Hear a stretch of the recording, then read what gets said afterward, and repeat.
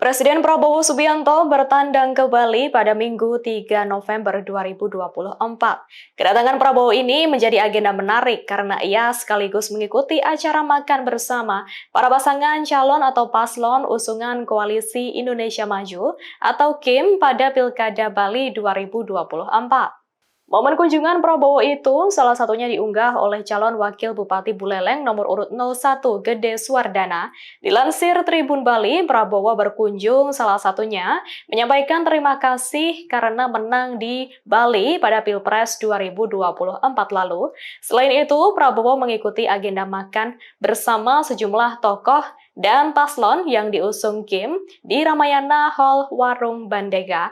Salah satunya ada paslon Gubernur, Wakil Gubernur 01, Made Mulyawan Arya dan Putu Agus Suratnyana atau Mulia Pas. Di sisi lain, dalam video yang dibagikan Gede Suwardana, Prabowo berjanji akan merealisasikan pembangunan Bandara Bali Utara.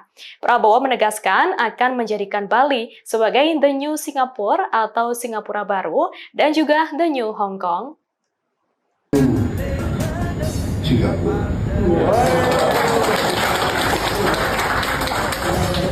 Download Tribun X sekarang, menghadirkan lokal menjadi Indonesia.